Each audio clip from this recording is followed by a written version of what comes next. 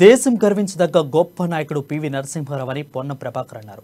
మాజీ ప్రధాని పివి నరసింహారావు 102వ జయంతి సందర్భంగా హుస్నాబాద్ నియోజకవర్గంలోని ఆయన స్వగ్రామం పివి నరసింహారావు విగ్రహానికి పూలమాలలు వేసి నివాళులర్పించారు. నేటి తరవారు పివి నరసింహారావు రాజకీయ సామాన్య జీవితం గురించి తెలుసుకోవాలని అన్నారు. ఈ దేశ ప్రధానిగా బాధ్యతలు చేపట్టి ఆయన పదవి అనంతరం కూడా కాంగ్రెస్ నేతల పట్ల, జిల్లా ప్రజల పట్ల ఎంతో అభిమానాన్ని చూపెట్టేవారన్నారు. సమకాలీన రాజకీయ గురించి వారితో చర్చించుకోవడం మా అదృష్టంగా భావిస్తున్నామని పొన్నమన్నారు.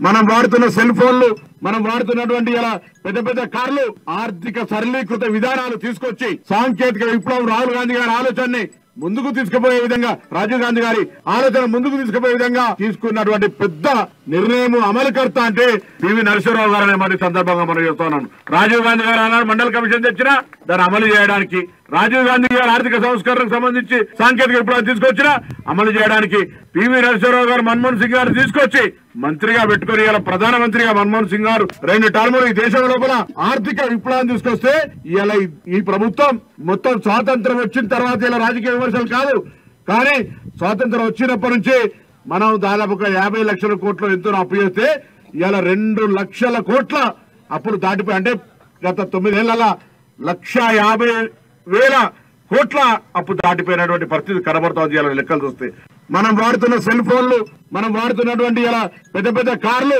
ఆర్థిక సరళీకృత విధానాలు తీసుకొచ్చి సాంకేతిక విప్లవం రాహుల్ గాంధీ గారి ఆలోచనని ముందుకు తీసుకుపోయే విధంగా, రాజీవ్ గాంధీ గారి ఆలోచన ముందుకు తీసుకుపోయే విధంగా తీసుకున్నటువంటి పెద్ద